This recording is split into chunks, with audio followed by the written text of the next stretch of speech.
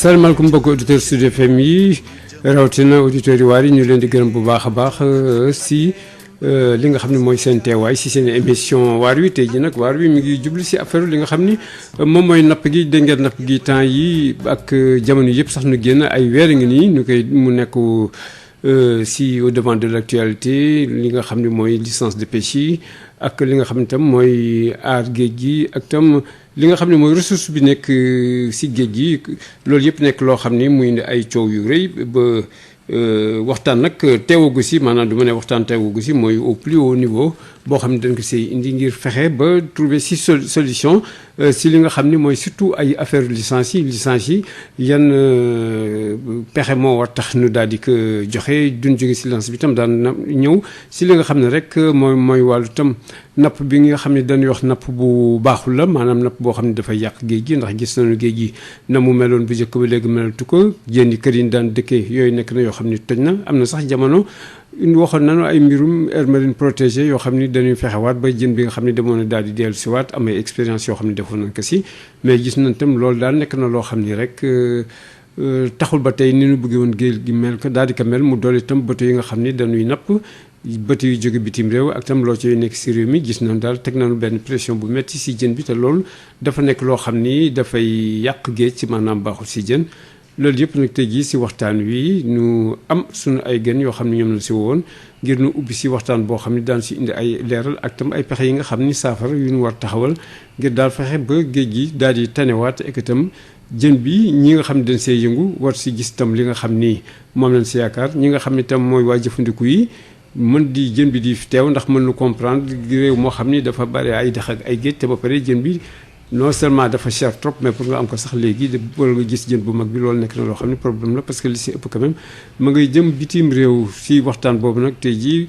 wana si ñi nga xam ni ñooy gaa Greenpeace yi ki leen toogal fii tey jii mi ngi tudd Aliou Ba moom mooy conseil politique bu Greenpeace également beneen wàll bi tam ñi nga xam ñoo tam ñoo nekk si bateau yi foofu ki leen toogal mooy Libaas Diop nag moom mi ngi bokk si groupement armateur bu GAIPES mooy wàllu GAIPES bi malheureusement ki nga xam ne également moo war a ñëw toogal pêche artisanale muy Moustapha Dieng moom ay jafe-jafe la am si wàllu dikk bi ak si parce que Saint-Louis lay jóge toujours Gendar la dëkk di ñëw mais cette fois-ci dafa am jafe-jafe pour ak si Ndakaaru donc ñi nga xam ne ñoo teew Libaas Diop ñoo ngi lay gërëm ci sa teewaay di la bàyyi nga nuyonte gaa Sud FM et également mbokk auditeurs Sud FM yi. bon asalaamaaleykum. waaleykum salaam.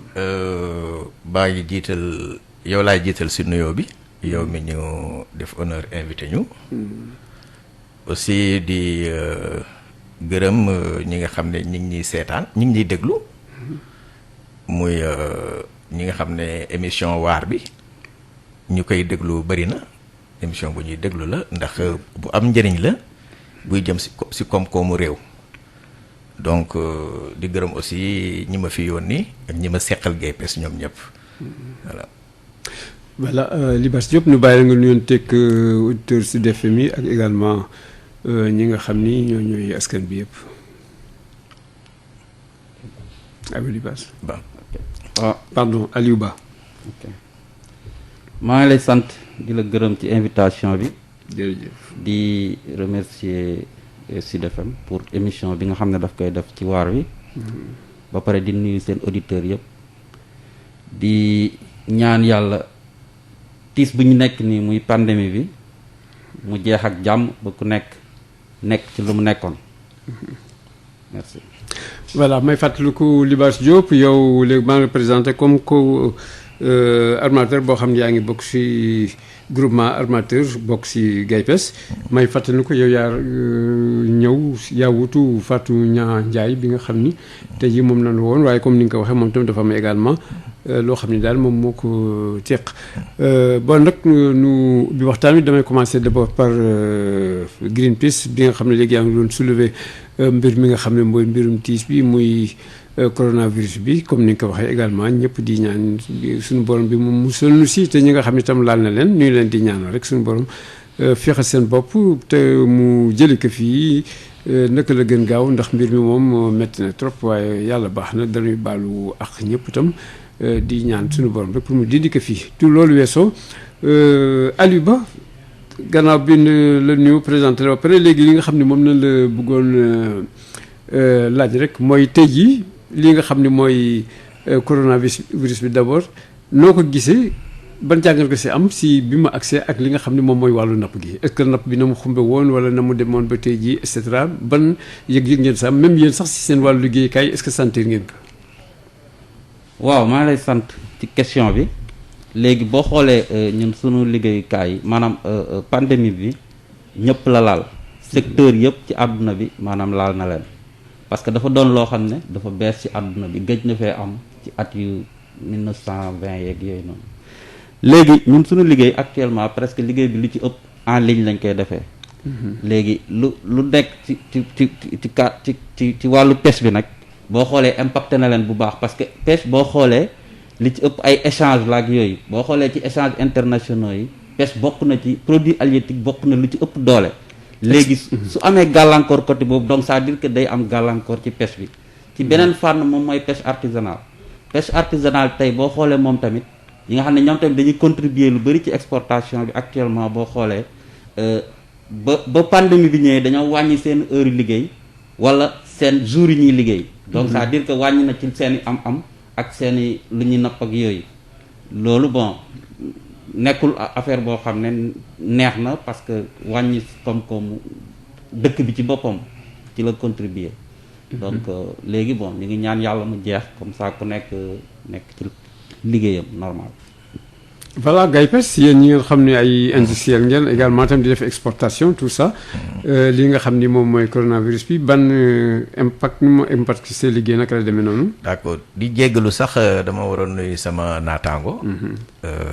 si suñu plateau bi ñu daje tey si présence am aussi muy waa Greenpeace ñu nekk ñu xarañ ñu am solo si wàllu géej. ñoo xam ne ñun Gaypes ñu naw nañ leen trop ci seen liggéey ndax gis nañ lu njëriñu géej rek lañuy taxawu bon feebar bi nag feebar bu doy waar la génération yi fi nekk yëpp xamuñu feebar bi muy feebar bu ñu bett boo xam ne yaakaaruñ ko woon sax dina egsi mu egsi sañu kaw ëpp ñu doole man nag dénkaane sax dinaa ko ci def muy li nga xam ne nii moom la jiiti réew mi di wax ci feebar bi ñun ñu war ci citoyen yi ñu war a am position citoyenne mooy liñ ñi digal pour ñu respecter ko pour éviter jàngoro bi ñun ñëpp dañ ci war a daw parce que ñi ko jiite muy président muy ministre de la santé ak comité seen commission boobu yépp ñoom ñoo ñu ëpp information fuuf li ci feebar bi kon nag feebar bi naa dénk sama mbokk réew di dénk ñépp que lépp lu ñu santaane loo xam ne day dàq feebar bi ñun ñëpp ñu taxaw ci beneen bi impact baa wax na ko léegi ñun dañuy exporter lu bari muy les entreprises franches d'exportation tey impacté nañu dëgg sañu chiffre d'affaires parce que l'Europe est fermée l'Asie est fermée l'Amérique est fermée te foofu yëpp armement yi dañ fa doon exporter boole ci Afrique bon même bu fekkee ni confinement bu ñuy décréter amul y a des confinements de fait parce que bu ñu nee restez chez vous saa ñu confiner ne la bind la décret ou arrêté bu lay confiner restez chez vous confinement la donc beneen bi poste yi ñuy jaayee yëpp muy hôtel yi muy restaurant yi muy supermarché yi yëpp bu ñu leen boolee réduire tëj déjà hôtel yi ak kii yi restaurant yi réduire supermarché yi donc ñun par avis à la couleur day ñëw ci ñun. mais yéen quand même yéen doon exporter tuuti. du ñu exporter. yéen doon exporter tuuti jën quand même. waaw non dañuy exporter jën. dañuy exporter jën di exporter yeneen produits de la mer yi ñuy pêcher. tey mi ngi doon wéy laa bëgg. non ñi ngi doon exporter. oui mais mënatoo exporter Europe. léegi fi ngeen di exporter. Afrique. Afrique rek tout simplement. tout simplement. te Afrique du doy. pour sa liggéey parce que da ngay obligé produit yi nga xam ne ñu tuddee ko produit Europe boo ko pêché da nga koy stocké boo ko stocké c'est des coûts de plus le stockage coûte cher parce que stockage c'est de l'électricité et c'est des chambres froides qu'on paye pour ñu stocker même ñi nga xam dañu am seen propre chambre froide c'est un coût de plus donc il faut mu am impact. fin de stocker au port. Au port. mais lu leen tey yéen am seen ay kii seen ay. non moyens de stockage yoo xam ne yéen kay moom seen bopp. non am na. yéen puissance ngeen non. waaw mais puissance am na mais ak secteur d'activité boo dem ñëpp tolloowuñu. am na ñu am seen usine am seen chambre froide am ñoo xam ne amuñu usine am nañ chambre froide boo xam da nga koy fay mu lay stocker donc chambre froide c'est pas donné à toutes les sociétés. Voilà, donc tu es obligé de stocker si sociétés yi nga xam ne loolu mooy seen liggéey si biir port bi. et ça coûte te loolu dafa cher. Ah non, c'est un coût. Le stockage c'est un coût. Et stocker jusqu'à quand? Parce que produit aussi dafa am durée. Produit plus stockage bi di yàgg plus muy perdre valeur. Te dara changé aussi. Coronavirus bi tere nañu jaay mais yokk nañu encore ay charges. oui mais quand même yéen a ngi exporté vers l'Afrique au moins yéen a ngi liggéey tuuti. waaw tuuti. tuuti kooku moom kenn du wax di nga liggéey tuuti mais nag bu ñëwee on est des gestionnaires quand même il faut ñu wane tañ suñu capacité. pour xaar kañ la si mën a génn peut-être bientôt frontières yi ubbi gis nga France mi ngi wàcc yeneen dëkk yi Europe bi mi ngi wàcc tuuti donc saa yu ñu ubbee rek gisatoo avion déjà usines yi def du fret usine buy def fret kooku day dem régulièrement bu avion du bateau moo koy yóbbu du conteneur. bu ñu bloqué avion yi moo tax yenn usines yi def frais dañuy tëj. léegi quelle est la situation usines yi def frais yi. ah non usines yi def frais yi mënuñu ko soutenir certaines usines ils préfèrent fermer que. ah non pas fermer quand même xanaa kañ état bi dana ñëw en soutien. bon état bi dana ñëw en soutien ñi ngi xaar soutien bi. ba tey diggal nañ leen dara quand même. waaw mais dig dinaa la jox nga lekk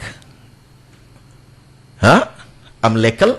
moom laa gën a mën a dégg waaye dinaa la jox nga lekk fii ak muy egsi looy dundee. ngeen jënd seen xaalis yi ngeen dem si banque yi rek en attendant. waaw bu xaalis amee. doo amee am na kay. donc actuellement c'est la situation boo xam ne moo nekk dans le kii là si seen kii si GAIPES c'est comme. xam nga sax du GAIPES rek. non pas enfin de façon globale quoi. waaw de façon globale yaa ngi koy dégg impact économique bi coronavirus am mënaguñ ko natt parce que ba kañ la déjà yaa ngi dégg ñu naan deuxième vague première vague bi nit ñaa ngi tëdd suuf dematuñu fenn certains pays sont en récession bu demee ba état attanatul ñun entreprise yi lu ñuy attanati lii kay dañu ñaan yàlla doomu aadama bu nekk ku am gëm-gëm ku nekk boo xëyee nga ñaan yàlla jële ko fi te yàlla ñu ko fa yàlla jëlee lu mu gën a gaaw. amiin ñu jàpp foofu donc en attendant ma dellusiwaat si docteur Aliou Ba monsieur Ba également impact bi nga xam ne moom la kii bi am lu ban lu ngeen si gis si wàllu muy tefes yeeg ak seen activité yéen également. si dem géej yi ngeen daan dem ak recherche ak liggéey yi ngeen daan def ak seen activité en mer ak fii ñi ngeen daan xool également gis leen nuy liggéey si telle activité boo xam ni c'est lié un peu aux activités de la mer. ok bon actuellement ñun daanaka suñu liggéey li ci gën a ëpp kii la en ligne la mais terewul tey loolu terewuñoo seet luy daw ci biir dëkk bi maanaam ci biir géej géej yooyu parce que géej gi jaratul am na benn instant jarul nga fay dem. amatul activité satellite yaa ngi fi non satellite yaa ngi fi donc am nañ ay moyens yoo xam ne mun nañu xool li nekk ci biir géej gi di xool yan bato ñoom ñoo ci nekk di def nag sudul noonu ak yooyu donc loolu ñu ngi koy xool ci àdduna bi yëpp boo xoolee tey mu nekk Guinée Bissau wala mu nekk Amérique latine actuellement ak tamit même Sénégal parce que loolu tamit ñu ngi ci am na yenn xeetu navire yi ñu fiy gis parce que pandémie bi dafa permettre tamit benn forme de pêche INN boo xam ne dafa am encore ci biir àdduna bi parce que dëkk yi am na ci yu bëri talatuñu surveiller donc am na léegi tamit ñoo xam ne ñu ngi attaqué yenn dëkk yi di napp seeni géej te gars yi gisuñu leen donc loolu ñu ngi ci tamit. mais loolu yéen a koy gis actuellement bon. actuellement ñu comment ça se passe au Sénégal naka la demee mbir moomu. au Sénégal illégal bi. au Sénégal actuellement am na au moins 3 navires yoo xam ne gis nañ ko yoo xam ne ñu ngi doon napp ci géej gi. léegi doon demandé nañ mun na amit am nañu ay licence mais ñun maanaam turu navire yooyu nekkuñu ci liste bi nga xam ne ñun moom la ñuy jox ni que navire yi ñoom ñooy napp fii. Donc il y a soupçon, tu vois ce que je veux dire. Donc actuellement on est en train de voir comment yooyu lan moo leen fi indi ak lan la ñu nekk di def exactement sur le terrain bu dul Sénégal it ci àdduna bi comme ni ma la ko expliquer léegi am na tamit yeneen dëkk yoo xam ne ñu ngi xool voilà ñu ngi gis ay affaire daal yoo xam ne du yàgg tuuti dinañ ci ñëwaat donc coronavirus bi dëgg la empêché nañu ñu def yenn activité sur le terrain mais terew ñoo liggéey boo xoolee ci affaire licence de pêche yi wax nañ ci lu bëri liggéey nañ ci ak gars yu bëri mais bon terew ñoo liggéey daal maanaam. voilà mais bëtu yi nga xam ne moom navire yi nga xam ne moom ngeen gis si ay géeju Sénégal yi identifier ngeen leen jot ngeen je ne sais pas contacter les autorités pour woon leen ni am na ñuy def pêche illégale actuellement en période de confinement et cetera pour ñu wàcce leen bët seet nag lu ñuy def ak yu demee noonu. bon actuellement li ñu def lenn la moom mooy bañ leen identifier wax nañ leen ko ñi leen gis nañu ay navire yoo xam ne ñi ngi napp ci petite côte bi. petite côte quel genre de navire la d'abord. ay navire industriel la. industriel yoo xam ne nekkuñu ci liste bi nga xam ne moom moo disponible bi nga xam ne ñu ne ñii ñoom ñoo am droit di fi napp. des licences oui. donc loolu interpeller ñu après ñu interpeller leen laaj leen ñetti navire yi ñuy gis fii nii yii nii est-ce que mën ngeen ñu ci jox ay leeral ak yooyu donc léegi ñu ngi xaar seen réponse. le ministère. oui ñu ngi xaar seen réponse ba nga xam ne léegi peut-être dinañ ñu wax ni que am nañ licence wala yooyu noonu. depuis combien de temps la c'est-à-dire depuis combien de temps ñoo ngi suñu ay géej. bon ñun bañ leen di gis day tomber juste ci boori début pandémie bi période boobu noonu lañ leen fa gis interpeller nañ leen bon ñu ngi xaar daal maanaam. mais de façon globale maintenant puisqu'on est léegi dugg nañ si mbirum licencié ak ñuy def pêche yeneen pêche illégale ak yu demee nag yooyu yéen actuellement en tant que Greenpeace phénomène boobu nu mu toll actuellement tey jii surtout si Afrique ak suñu zone yi tey Sénégal. bamtuwaatal s'il te plaît question. ma ni pêche bi nga xam ne mooy pêche illégale comme ñii di rëcc dugg te amuñu licence di napp si suñu ay géej ngeen leen di gis ak daan leen topp tey jii est-ce que phénomène dafa gën a amplifié wu au Sénégal wala naka la demee. bon li ñu mën a wax mooy depuis sunu chip tour bu ñu defoon fii 2017. mën nañ jàpp ne affaire bi dafa yokk parce que amoon na période boo xam ne dafa wàññeeku woon mais mën nañ jàpp ne dafa yokk parce que actuellement ñu ngi gis ci géej gi loo xam ne géej nañ ko fi gis. lu demee nan. lu demee ni ay navires yoo xam ne mënuñu leen identifier xam nga boo leen identifier wul da ngay laaj ministère bi su fekkee ñoom ñii nii am nañ licence ñu wax la su fekkee amuñu licence ça veut dire que pêche yeneen la ñuy def. donc boo xoolee tey diggante Mauritanie Sénégal Gambie ak Guinée-Bissau am na benn flotte navire chinois boo xam ne daf fi bari. te am na ci yu bëri jàpp nañ ni su fekkee dañuy battre pavillon chinois c'est-à-dire que ñoom normalement kon boo xoolee am na ci yu bëri yoo xam ne amuñu licence Sénégal te déjà liste bu ñu yor sax ñoom nekk ñu si donc loolu dañuy interpeller léegi donc ñu ngi xaar gars yi peut-être que comme ni ma wax rek nañ rafet njort peut-être que dañoo am ay licence mais jusqu'à la preuve du contraire liste yi ñor ak yooyu amaguñu pêche yeneen lañ ko mën a considérer. voilà parce que tout simplement kenn identifié leen loo xam ne identifié woo ko loolu rek nga mën xalaat. voilà. voilà léegi ñu dugg ñëw ak Libasse Diop gaa gay pes def naa temps yéen yooyu moo nekkoon seen ay surtout cheval de bataille ay ñi nga xam ni surtout chinois yu ñu doon tudd seen ay navire ñoo ngi Sénégal ñuy pêcher loo xam ne sax kenn da leen accordé wul genre sorte de pêche boobu. nu koy def nekk à l'aise sans être inquiété na nga gisee loolu par exemple. waaw déjà dégg nga Bali mu wax te Greenpeace àndul ak kenn ñun ñuy Greenpeace bu ñu taxawee fu ñu war a taxaw dañuy dal suñu kaw mais li mu leer lu leer la wax. parce que mën naa defal benn genèse fi affaire bi commencé ba ñu toll fii ak ministre bi. rapidement oui. parce que ministre bi ci boppam na xam ne ñun ay acteurs lañ ñun duñu ay adversaires ñun tutelle ministère de la pêche lañ nekk. dañ ci gis ay bateau type de pêche boo xam ne amul ci code bi de la pêche déjà ñu interroger Aminata Mbengue Ndiaye. ban type de pêche ngeen gis. mooy la démersale profonde céphalopodier poissonnier. waaw mën nga ko wax yan genre xeetu jël la nii. pour mbokki auditeurs yi gën comprendre. pêche profonde xam nga suivant zone yi ñuy napp la. céphalopodier mooy ñuy def poulpe chasse et autres ak poisson c'est-à-dire amul ci code bi amul benn décret d'application bu ko joxe. donc kenn amul droit napp. kenn amul droit pêcherie boobu dafa amul sax type de pêche boobu amul bi mu amee. loolu bi ñu ko gisee ñun ñoo ko gis. yéen ñan. ñun Gaypes wax ko Aminata Mbengue Ndiaye ba Aminata Mbengue Ndiaye ne dafa teg commission pour ñu leeral ko ñu waroon di gisee régulièrement pour dox ci commission boobu dafa naax saay benn jour lañ toog ci coow li ñuy coow ak ministre bi ne erreur la rectifier na ko. maanaam. erreur la def. lan mooy kan moo fi li ñuy bind. waaw erreur la. loolu ñu wax ay session. voilà erreur la. donc waaw mais erreur boo xam ne. circuit licence. mais du benn bureau ce temps Omar Gueye la woon affaire boobu.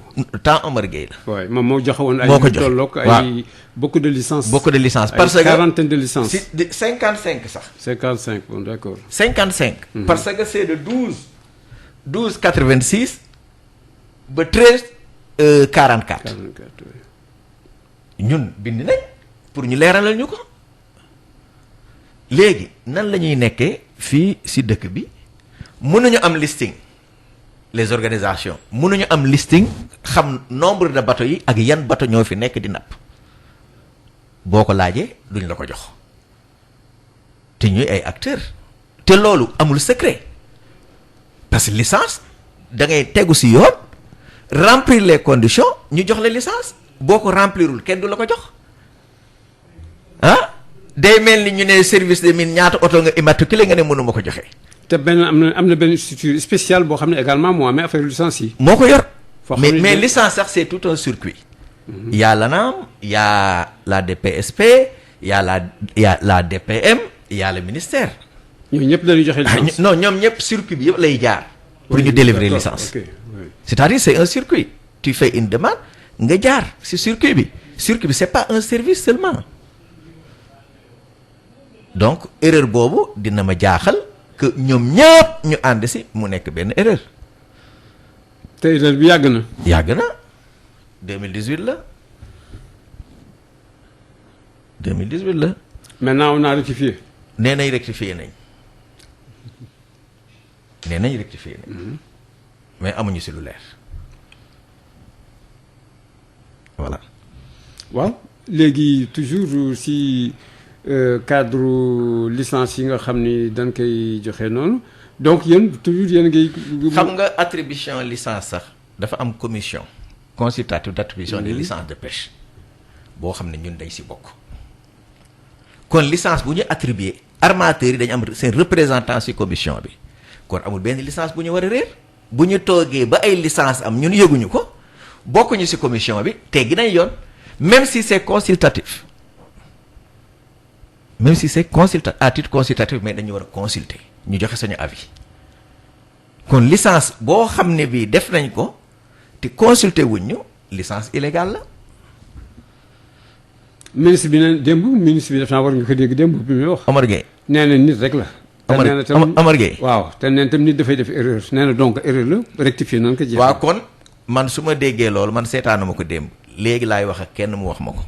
dinaa dem gëstuwaat émission boobu ak Pam Ngañ kon bu dee moom nit rek la kon moom rek moo signé licence yi mënoon naa dégg mu ne ay nit lañ ah bu nee ay nit lañ. non waxaale na ay nit non waxul moom kenn individualisé wul gaa. waaw wane na nit rek na ñoom ñëpp. te nit dafay juum monsieur Sall mënul def tout le circuit kenn gisu ko xam nga dafa am lu am administration yenn saa yi droit de réserve yi ñuy wax ñoom les administrés les droits de réserve les fonctionnaires du ñu wax. bu ñu gisee luy toj sax duñu wax c'est des fonctionnaires de la République dañu am droit de réserve yow bu ñuy waxee yow à titre privé sax ñu waxee yow à titre mais ñemuñu ko teg loolu mooy état bi da ngay gis lu dul dëgg du yoon sa ministre di ko def nga toog doo wax. waaw mais li ma la bëgg laaj boo nga xam dafa amoon erreur. nee na léegi rectifié noonu. waaw mais pendant cette période là. ñooñu est-ce que ñoo ngi doon def seen activité. ñi ngi wër bateau yi bëgg wax ak ministre bi mu leeral nañu. mais yéen xamu leen dëggam bateau yi. mais gis ngeen bateau yi si nuy def seen activité wala. je peux pas te dire. am na yoo xam ne ñi ngi taxaw si port bi demuñu parce que man gis naa fa 1340 1339 1341 44 peut-être dañuy xaar. mais ña nga fa. ay une cinquantaine ñun bi ñu koy sant xam nga bi ñuy sentir affaire bi si commission bi mu ñu convoqué si période Covid bi lañ doog a gis lu bëri tey boo demee. maanaam bi activité amatul ñoom. ñu waaw bi activité amatul ñu commencé ak moom am ay mésententes sur la commission si lañ commencé fouiller léegi boo duggee port di nga gis 1344. 1342 1340 1339 ñi ngi amarré tu vois bateau yooyu ñi ngi dans le port demuñu lan moo leen téye parce que bateau c'est fait pour aller pêcher c'est pas fait pour amarrer à quai. Covid bee leen téye non. non. ah bon lu tax Covid téyewu leen. lu tax ñu taxaw. non Covid téyewu leen. lu tax ñu taxaw. ñun loolu mënuma leen ko laaj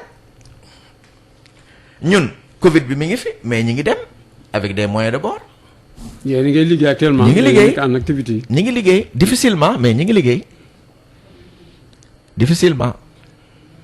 mbokk auditeurs ma leen di fàttali yéen ngeen toog seen émission Waarwi si Sud FM nuy ñëw si wàllu napp gi conséquences yeeg napp bi nga xam ni baaxul ak affaire licence yi critères yi nga ko war joxe ak yu demee noonu ak yooyu ak li nga xam ni mooy coow bi jamono yu nekk.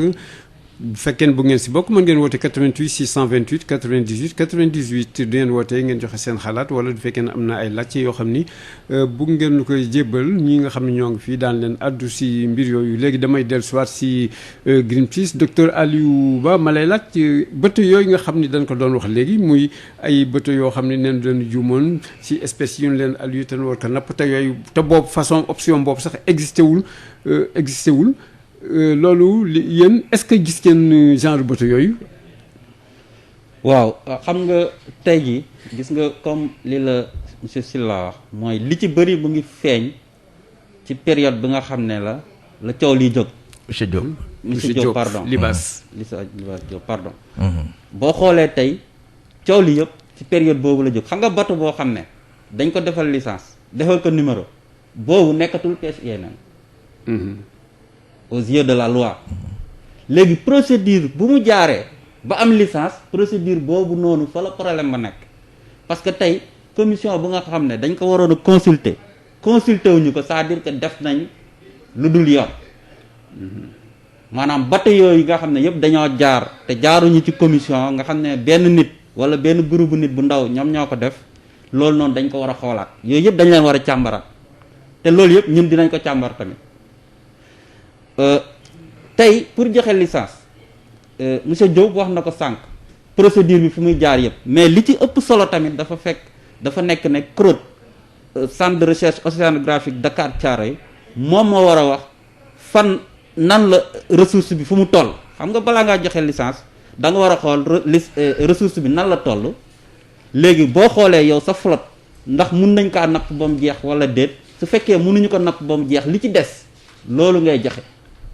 donc licence ci loolu la war a basé wu ñu xool ndax ressource bi surexploité nañ ko wala surexploité mais pas benn nit bu toog ci bureau rek nit ñëw ne ko damaa bëgg licence mu ne ko waaw du noonu da ngaa war a xool ressource bi fu mu toll ressource bi su fekkee dafa surexploité boobu kenn waru cee joxe licence te yamul ci commission bi ak code bi c'est que Sénégal dafa jël ay engagement convention Montego Bay yooyu yëpp convention yoo xam ne dañuy wax ne su fekkee sax yow defoo évaluation ressource bi da nga war a def principe par précaution comprendre nga. principe par. précaution. loolu di lan principe de précaution maanaam bu fekkee yow xamoo exactement li fi nekk. mënoo yokk sa effort de pêche. da ngay teey daal maanaam da ngay teey maanaam. loolu noonu moom moo am noonu la dëkk boo xam ne dafa bëgg affaire yi baax nu muy fonctionner noonu la war a fonctionner. mais pourtant crotte par rapport ak Merlu woon na ni que foofu le potentiel de prélèvement 3000 tonnes la et que kenn def naa war ko dépasser ba joxoon na sax Union européenne de navires yoo xam ne def naa 1750 tonnes rek la war a ñem. bon actuellement boo xoolee presque ressources yi maanaam daanaka yi presque yëpp dañ leen surexploité yëpp état de surexploitation la toll. maanaam mënatoo yokk effort de pêche bi booy def ba def da nga war a wàññi mais pas yokk. yokkati am na ci je sais pas 2 ou 3 yoo xam ne bon ñu ngi wax ne yooyu ñu ngi pleine exploitation yooyu noonu. mais sur ressource surtout démersales côtières yi si gën a bëri. kenn waru see joxe licence yu bees. démersale profonde bi comme ni nga ko waxee mooy Merlu boobu noonu. une partie jox nañ ko Union européenne une partie. navire sénégalais ñu ngi koy napp je vois pas comment lañ mën a amaatee yeneen une 50aine de navires yoo xam ne dañuy ñëw pour napp je sais pas 500 tonnes ou 1000 tonnes. y a un problème. fa la problème bi nekk. y a un problème. voilà boo xoolee sax. actuellement c'est le grand problème. gars pes. crotte si boppam. si recommandation yi mu joxe ñun dañ ko saisir. bi ñu ko saisiree c'est. mois de mai. mu répondre ñu. Merlu bi ngay wax. non seulement dafa ne dafa surexploité mais dafa demander même une réduction de 15% de l'effort de pêche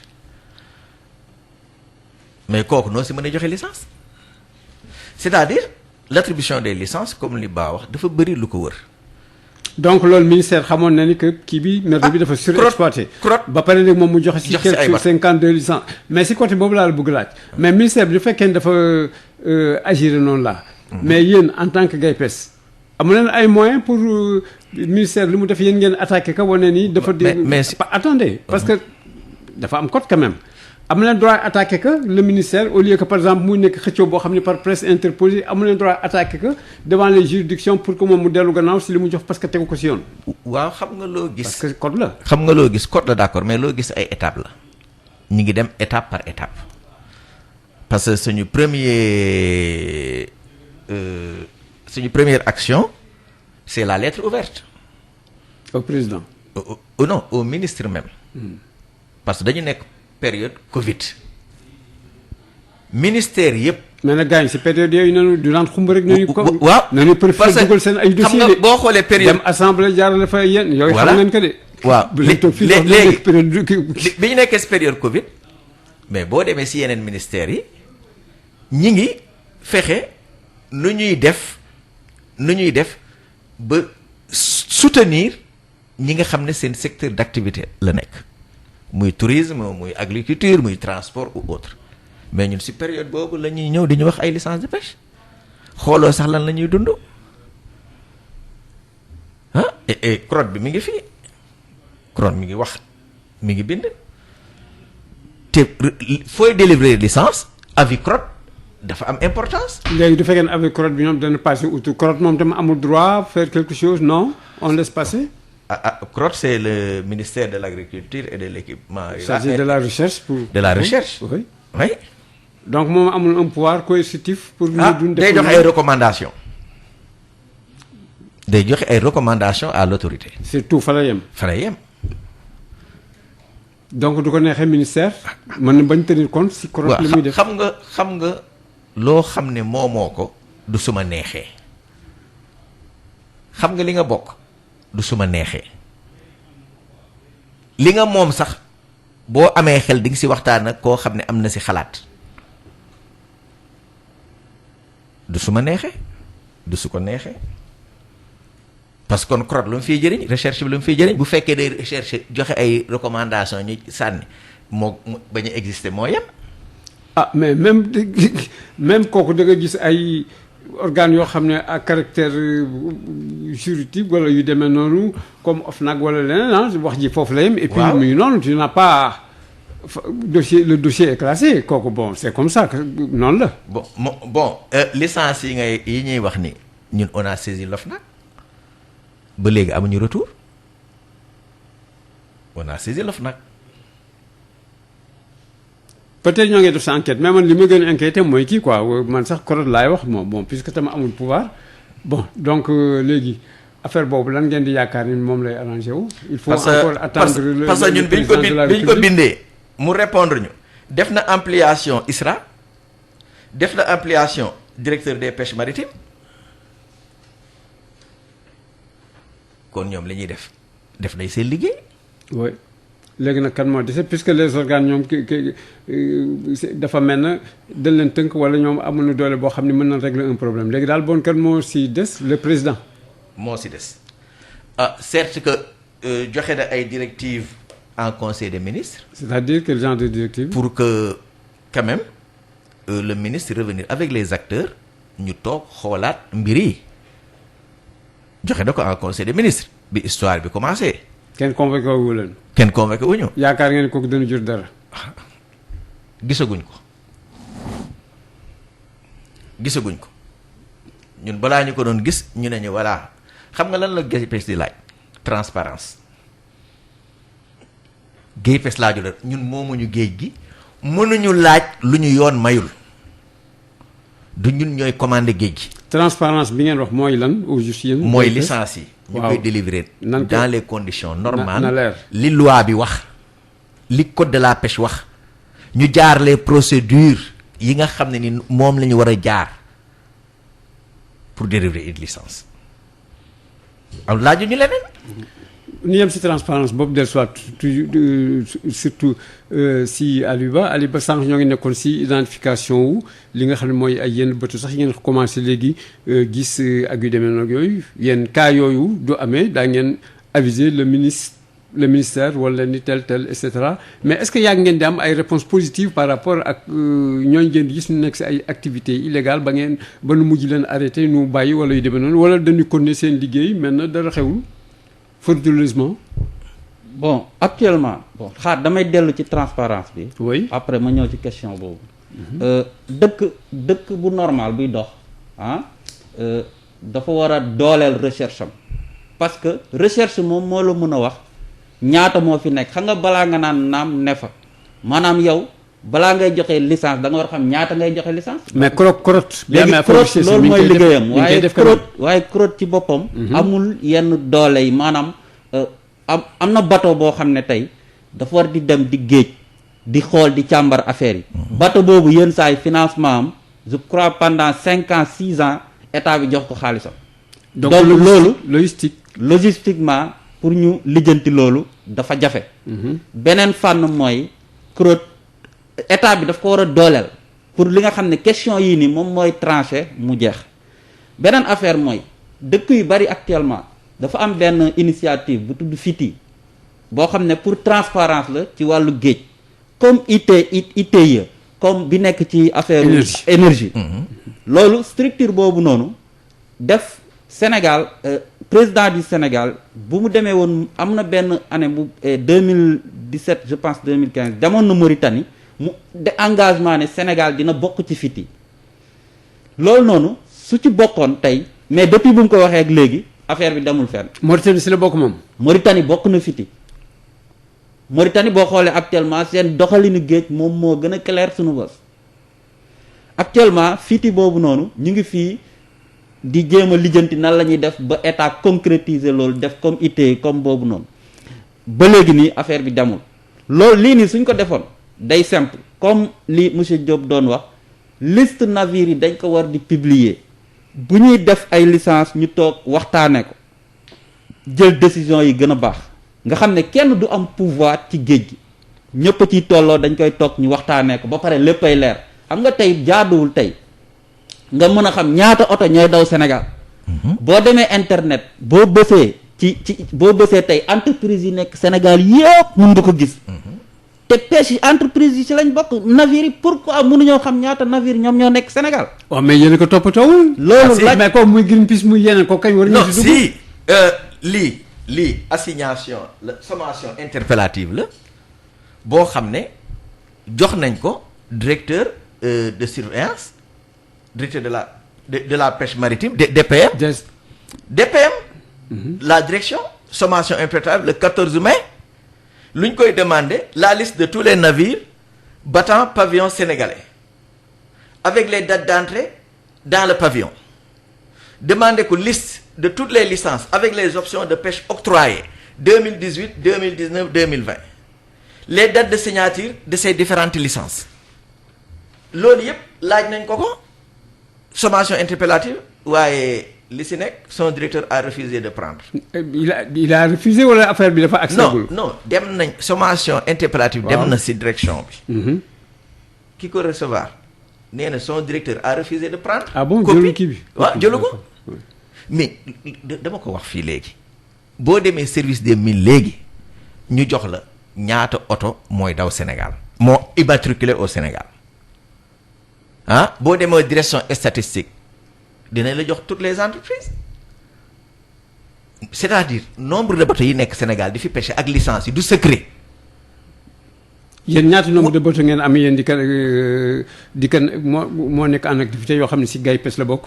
bon GAIPES li ñuy gis GAIPES je peux pas dire exactement mais c'est une cinquantaine de 60 à 70 bateaux peut-être. est-ce que nekk na loo xam ne lu leer la nii moom tam ñu identifier nañ bu baax a baax. yi GAIPES yi non identifier nañ GAIPES xam nañ ñan ñooy GAIPES. identifier nañ GAIPES xam nañ yan entreprise ñooy GAIPES groupement des armateurs xam nañ ñan ñoo fa nekk. xam nañ tam ñi nga xam ñoom. xam nañ ko licence ak yëpp tout. xam nañ ko donc pour yéen demandé nañ suñu licence ñun ba ñu jox ñu suñu licence. 2020 par chaque année da ngay ñëw renouveler sa licence xam nañ ñaata la. donc pour yéen ñee dañ leen bañ jox licence yu ñi nga xam ne ñoo ngi fi di napp. c'est impossible quasi impossible je te dis que ministère xamul ñaata bateau la jox licence. waaw mais moom laa wax ma ni donc ñoom seen entendement yéen dañ leen bañ jox boon licence yi nga xam ni mooy navire yi fee napp te nekk à l'étranger. loolu rek la mën a doon. d'accord ma dellusiwaat si docteur Aliba sànq ñoo ngi nekkoon si affaire mbirum transparence bi ban doon wax ay affaire licence yi ba ñëw léegi si CROT ak seen moyens yi nga doon wax. te dans ce cas là du fekkee ni les moyens logistiques yi toppul dafay nekk loo xam ni dafay jafe si wàllu liggéey bi.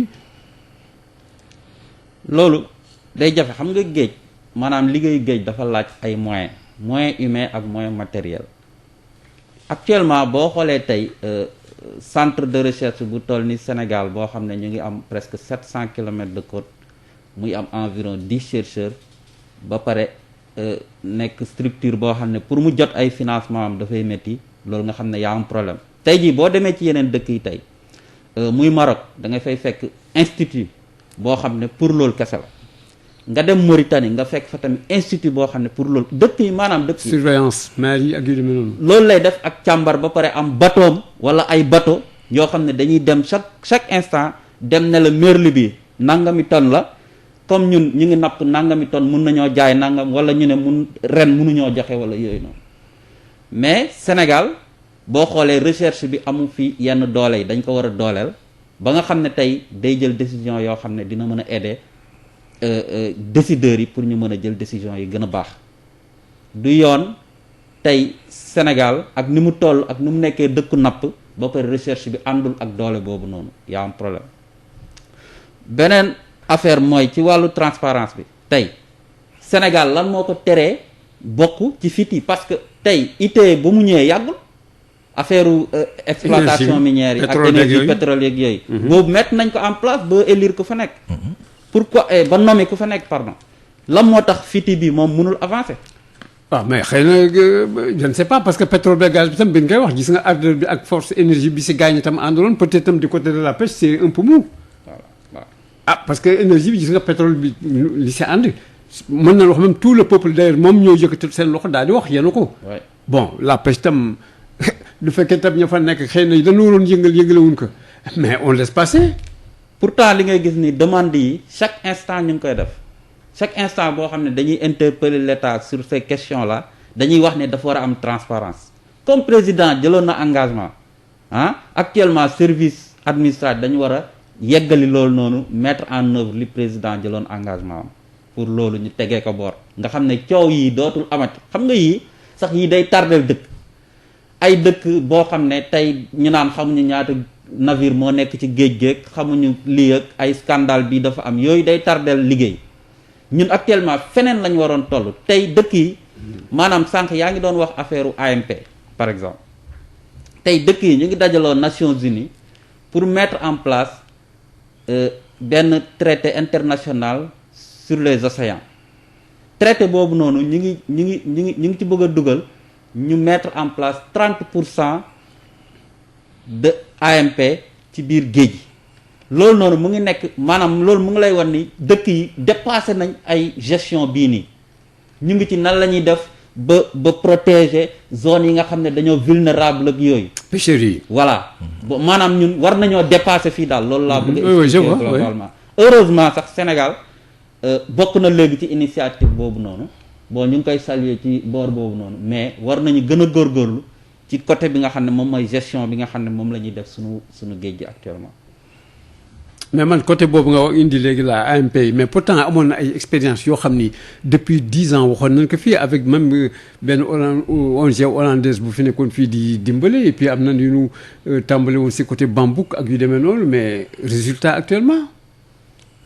bon boobu moo xam nga boobu. dafa mel ni sax dañ ko fàtte loolu xaw na loolu. AMP yi sax même à Mbour amoon na d'ailleurs AMP également et autre part est-ce que Saint-Louis sax def naa également amoon na bu ñu fa sampoon. AMP yi gaa am na.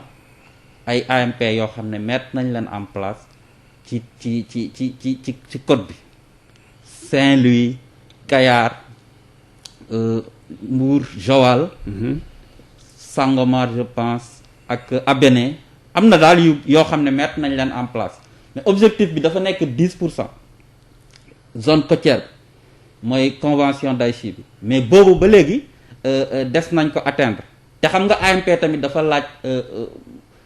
laaj ay moyens matériels de surveillance ak moyens yi nga xam ne pour balisage yeeg yooyu yëpp dañ ko war a def bon yooyu bon ñoom ñu ngi ci ndànk-ndànk ñu ngi dem mais bon bëgg nañ tamit loolu tamit gën a gaaw ba nga xam ne dinañ mën a atteindre yenn protéger yenn zone de nurserie yeeg zone yi nga xam ne dañoo vulnérable ñu ngi ci ndànk-ndànk yaakaar naa dinañ ko atteindre.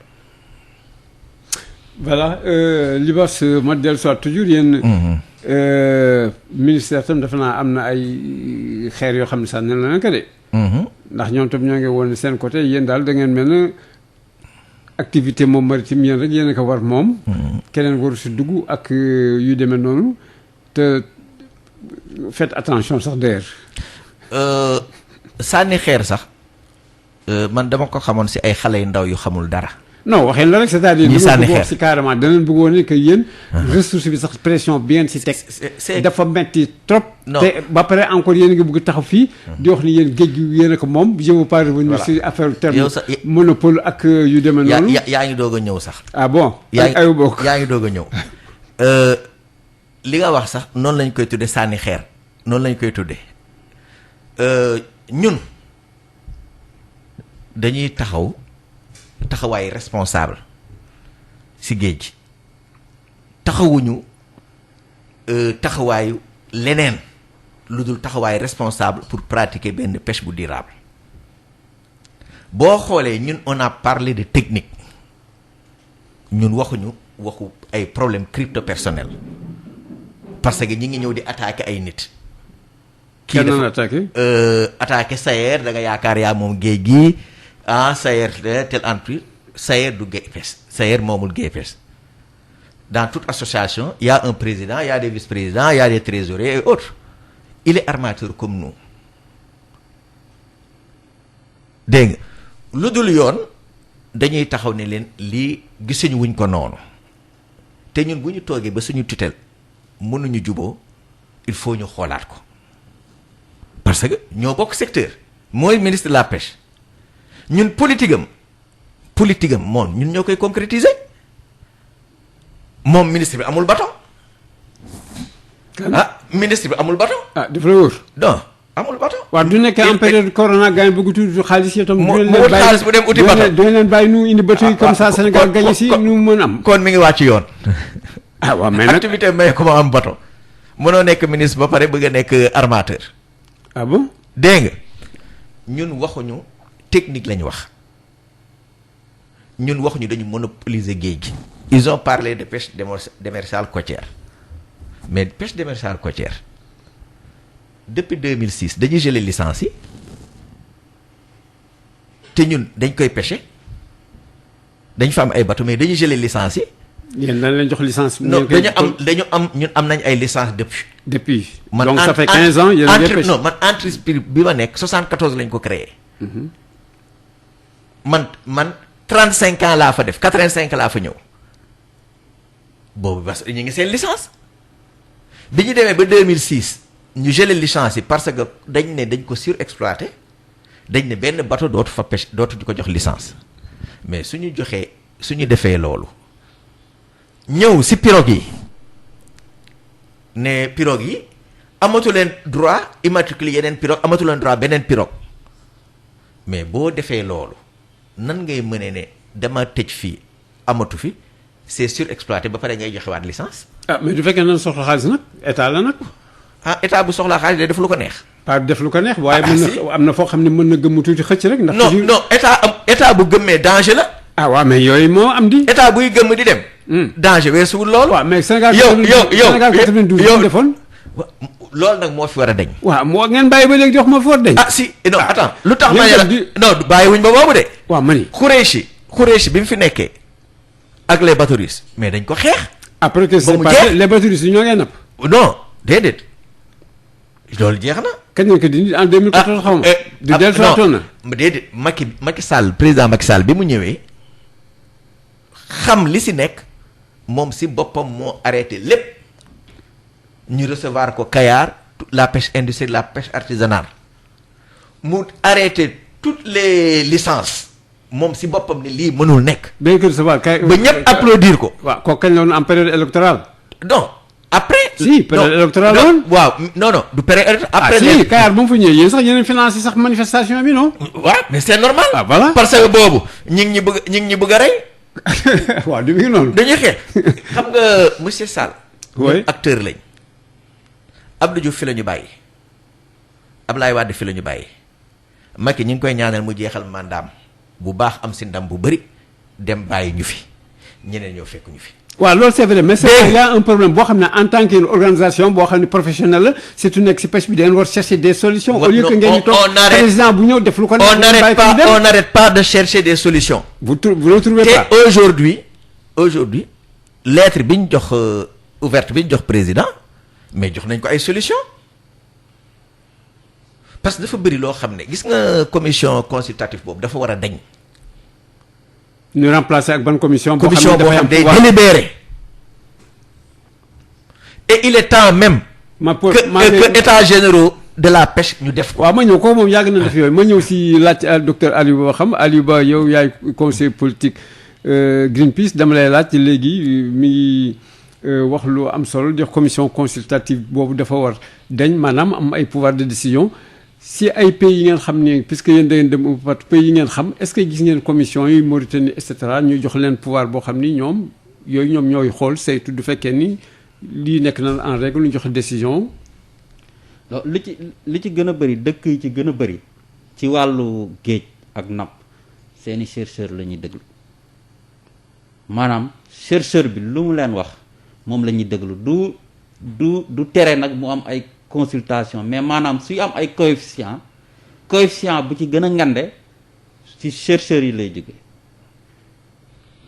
yaa ngi comprendre parce que ñoom ñoo la mën a wax ñaata moo fa mën a nekk ñaata moo fa nekk ak ñaata moo fa mën a nekk l'état de la ressource ak ñaata pression ñaata ban effort de pêche lañ ko war a def ba nga xam ne pêche bi dafa war a durable xam nga affaire boobu yëpp mi ngi jógee ci li ñuy wax pêche durable moom lañ war a def waruñu ñëw léegi di napp xam nga bu yàgg ba nit ñi dañ yaakaaroon ni jën du jeex ci biir géej ba ñu demee ba xam ni gis ay pêcheries yoo xam ne dañoo dem ba mu jeex tàkk amatul dara ñu ne léegi kat bu ñuy xool dañu war a xool étudier def évaluation des ressources ba pare bu ñu defee évaluation des ressources ñu xool ban effort moom moo durable pour que pêcherie bi durable ñu teg ko ci noonu la war a demee Sénégal comme niñ ko waxee léegi commission bi da warul nekk consultatif kese dafa war a nekk commission boo xam ne ñoom bu ñu toogee ñu waxtaan selon information yi ñu am en termes de recherche ak yooyu ci la ñuy jël décision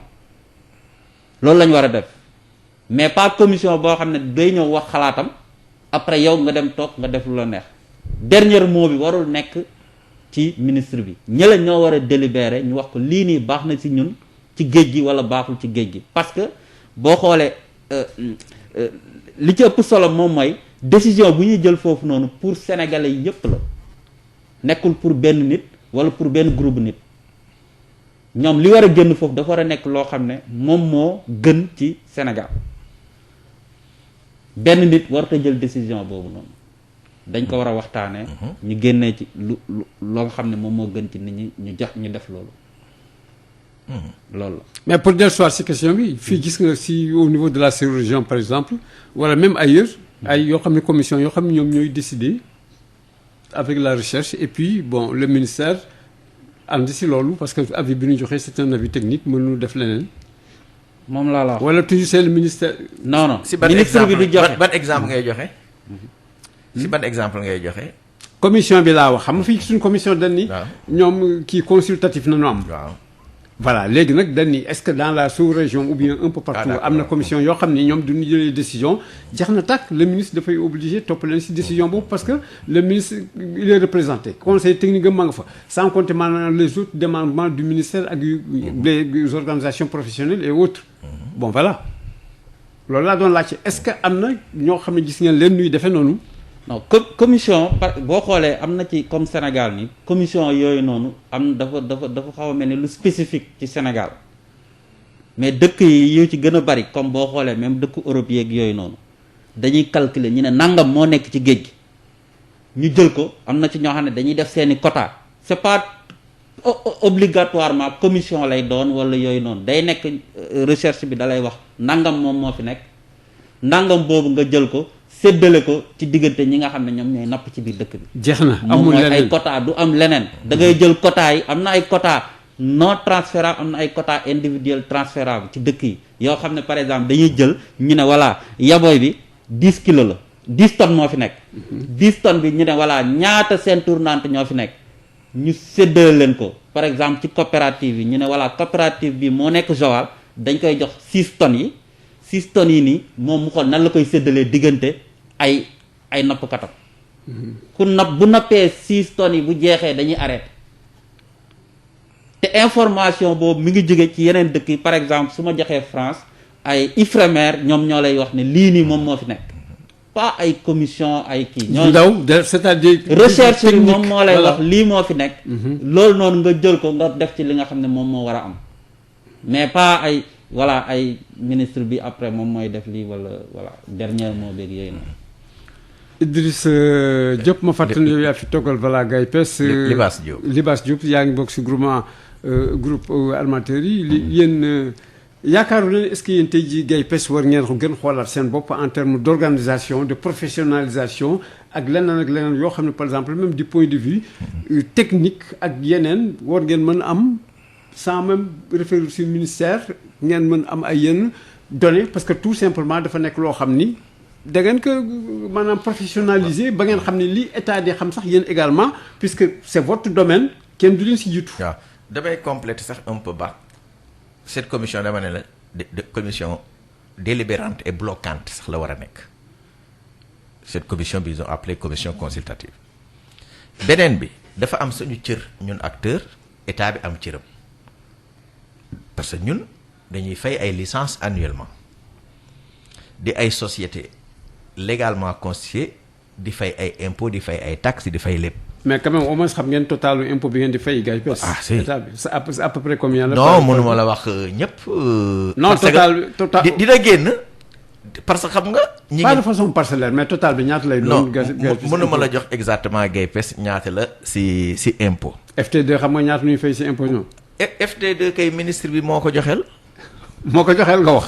moo ko joxeel. ah mais c'est grave li ngay wax de. ah non directeur de cabinet ministre 300 millions xaw ma. waaw ministre bi ko joxe. waaw mais moom amul droit joxeel kii benn société bu déposer ay état financier déjà ministre si boppam moo ne bi may délivrer licence cette année laaj naa sax ay état financier te yoon mayuma ko moom moo ko wax sur un plateau télé laaj naa seen état financier te yoon mayuma ko te effectivement yoon mayu ko bokk si mais biñ ñu ko laajee pour ma wax la ñun transparence sur toute la ligne ñun moom lañ xam bu ñu neexoon ñu ne duñ ko joxe te loolu mënu si téye suñu licence parce que code bi wax laaju la ko. te kooku joxe ngeen ko. ñu joxe ko ñun ñëpp dañ joxe suñu état financier. yéen joxe ngeen ba pare. ba pare ba am suñu licence. c'est-à-dire kon ñun nëbbuñu li ñuy liggéey. non seulement mais FT2. oui boobu muy tudd bëgguma ko tudd sax moo ko tudd directeur de cabinet moo dem ba cité ko bu la société yi joxe seeni état financier quand même waroo ko génnee sur la place publique bàyyi ko dans les journaux ne FT2 lii lay liggéey lii lay joxe dégg nga bëgguma sax avancé. waaw mais parce que que da nga ni jéem ñoo ko fayal seen impôt loolu laa kooku ministère moo ko wax loolu. moo ne directeur de cabinet. oui moo def benn sortie wax FT2 li muy liggéey. oui ak li muy gagné ci bénéfice. oui mais loolu du yoon FT2 rek nekku fi lu tax mu choisir FT2. ndax FT2 concurrent GPS la ñun jàpp ñu FT2 comme concurrent ñun mosuñu tudd FT2 ñun mosuñu tudd kenn ñun duñu tudd kenn xam nga ñun lan la ñuy wax ministère bi code technique lii la loi wax lii la code bi wax ñun loolu rek la ñuy wax ñun waxuñu tudduñu kenn ñeneen mën nañ dem nag di tudd GPS di tudd Sayer bi président tudd keneen mais ñun duñu tudd kenn FT2 boo ko tudd loon man du ma ko tudd. ah en tout cas gaañ ñoo ngi yéen da ngeen du ngeen tudd kenn mais man li ma jaaxal mooy gaañ lu tax lu leen di bombarder nii rek. waaw loo wax daal ni wéy gay pees ñoom. waaw xam nga lu tax ñoom ñoo ngi si benn affaire boo xam ni yàgg na ñoo ko téye et cetera. lii pression bi si jëm bi ñoom ñoo koy def bu baax a baax. déedéet yooyu yëpp la ko wax defuñu pression. waaw man laax ñoom dama ñoom ñoo ko wax. waaw xam nga man nag loolu moo ma jaaxal acharnement boobu lan moo ko indi. ñi koy wax ñi koy wax ñoo yor seen wax rek xam nga lu tax. ñun ñooy taxaw ni lii du dëgg. bu fekkee yow dañ lay jox dara. loo xam ne du yoon. baa mii taxaw ne liñ lay jox du yoon. nga bëgg a def baa ennemi. waaw wala déet te baa dëgg la wax. mais yow yaa ngi wax baa dëgg la wax. mais ñoom li ñu wax. am na temps li ñu wax dañ ni yéen ñoom neen comprendre leen parce que ñoom dañ ni rek. léegi daal bëgg nañu mettre de l'ordre xool état financier yi seet ku nekk lan lay def ku nekk lii nu ñu wax loolu rek ngeen jaaful dem indi. déedéet du loolu moo yëngal. du loolu ma rek waaw damay. du loolu ne ba pare. li ñu waxoon laa dem jëli bouclier la pêche artisanale daw jëli ñeefee ñëpp daal di créer coalition. ñëw taxaw te ñoom dañu rek dina bëgg rek seet lu clair parce que il faut que tam nu xool. ku nekk lu muy def ak tam ndegam état financier yi jub na wala jubul. non xam nga moom du contrôleur état financier ministère bi. du contrôle il y a des services qui sont là pour contrôler les états financiers il y a les impôts qui sont là suñu bilan yu génnee on dépose dans nos banques pour suñu collaboration on dépose direction statistique on dépose aux impôts. nekk ngeen en règle actuellement. daal si c'est ay këyit tout ça. si ñun ragaluñu loolu. parce que dañuy recevoir régulièrement les impôts dégg nga ko Sayer keroog biñ koy attaqué. def leen ne bi ñu koy attaqué en 2019 impôt ña nga fa on verse régulièrement dañuy fay suñu impôt pour ñu am licence sax dañuy joxe quitus léegi état financier si renouvellement licence ren la doog a am mësul am mais biñ ko waxee amul kenn ku pipe moo ñun ñëpp dañu dem yóbbu ko statistique du dem di joxe telle société lii la am lii la am lii la am impôt du taxaw publiquement naan telle société lii la am lii la am lii la am ah non dégg nga beneen bi dama bëgg nag mu leer yàpp nañ pêche artisanale considéré wuñ sax pêche artisanale. buñ ne pêche artisanale dañ leen embarqué c'est manquer de respect à la pêche artisanale est-ce que xam nga pêche artisanale xam nañ lan la ñuy liggéey xam nañ lan mooy géej gënuñu leen xam géej. Greenpeace mi xam na li may wax pêche artisanale ils sont dans tous les panels dans tous les forums du monde lu nekk si géej gënuñu leen xam géej li ñuy tukki sax si recherche géej sax ñun defuñu ko. léegi fu mu yem. léegi benn seen activité yemul Sénégal rek. ñan si. GAIPES. non suñu activité Sénégal la yem mais dañuy exporter bitim réew. mais yéen de mu leen bitim réew. amuñu non bu fekkee da ngeen am ay coof. fu ngeen koy wute bitim réew ngeen koy wute non. déjà ñun mën nañ la demander benn espèce boo xam ne mënoo ko am Sénégal te am nga option bi da ngay jënd licence Guinée-Bissau. wala moom la par exemple coof du leen ko laajee. xam nga coof. man damay dégg Sénégal yi naan coof man armateur laa yenn saa yi damay jënd coof pour sama kër ma wax la loolu yenn saa yi damay jënd coof pour sama kër. parce que coof amu fi. xam nga coof du sañu pêche ñun chalutier industriel yi coof bi pirogue yi ñoo ko gën a. pêche artisanale ñoo ko amee. waaye daa ngeen si laal tuuti. dégg nga ñun dinañ si laal tuuti. bëriwul. oui sincèrement bëriwul. lu tolloog ay combien 2 tonnes. non même pas 2 tonnes. même pas 2 tonnes. man mënuma am non man awma 2 tonnes annuellement awma sax 1 tonne de annuellement de coof. waaw mais si GAIPES am na ñoo xam ne am na 2 tonnes. te déclaré nañ ko. Sayer moo wax démb foofu ngay bële keroog si grand jury mu ne sur 150 000 15 000 tonnes xaw ma ou 150 000 tonnes. 15 000 tonnes 15 000 tonnes 2 tonnes de coof la am c'est-à-dire xam nga. espèce bu nekk ak zone am coof jënu xeer la. pêche artisanale ñoo ko moom. pêche artisanale ñoo ko moom. beneen bi pêche artisanale nañ ko bàyyi. pêche artisanale du ñu ay ñoo xam ne ñun dañ leen di jàpp di leen embarquer si lu dul dëgg yow chaque jour nga dégg ñi ngi dóor fusiller ay pêcheurs géej ndarien en Mauritanie ñaata yoon nga dégg histoire Mauritanie. ñaata yoon la ministre bi dem di régler pour ay licence yabooy bi ñu koy nappi en Mauritanie léegi loolu nga amul ba say nit di dem di ko nappi ñu leen di rey loolu noo ko mën a jaayee. jaay ka ñan yéen ko jaay. non jaay ñu ko. mooy yi ñu jaay ba yéen moom ngeen di napp no ñun nappuñu ko. côtière yi. non nappuñu ko. nappuñu ko GAIPES presque amul sardinier pélagique bi amuñu ko. dégg nga loolu te si condition yi mooy li nga dese nga mën a jaay li nga xam ne sa flotte moom lay napp bu fekkee des na mais moom nga war a jaay réserve boobu nga mën a jaay. GAIPES exactement yéen lan ngeen di napp GAIPES exactement à part merlu là pour kii profonde. lan ngeen di napp non xam nga mais GAIPES am na démersal côtière. loolu moom démersal côtière ñooy def crevette sol. un peu de chèche pour calamar ñoom ñoo koy def am nañ ay poissonniers céphalopodies. kooku mooy démersal côtière. waaw mooy démersal côtière après am nañ démersal profonde mooy ñi nga xam ne ñooy jël crevette bu saw bi gambas yi mooy waa COSEPRO kii nga xam ne filiale GAIPES la dégg nga mais presque du pêche GAIPES mais pêche artisanale dafa bokk si ñun acteur la. bu ñuy xeex ñun ñëpp dañuy xeex parce que ñoom seen merlu yooyu ñuy wax merlu yooyu ngay dégg. mais pêché wul merlu rek. kan pêché wu ko.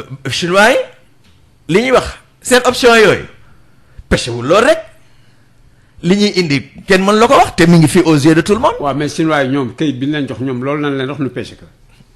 waaye man ne loolu lañ wax ñu pêché ko. waaye li ñuy débarqué ñëpp gis nañ ko. fan lañ ko gis. si kee bi ñun ñëpp a ngi koy gis. bon Kéba amul ay. ñoo xam ne dañu contrôlé wala amul dara. waaw mag ma bëggul gis nu muy gis. mbokki auditeurs yi ma leen di fàttali yéen ngeen topp seen émission sur Sud FM ñoo ngi waxtaan tey jii si wàllu napp bi dans sa globalité.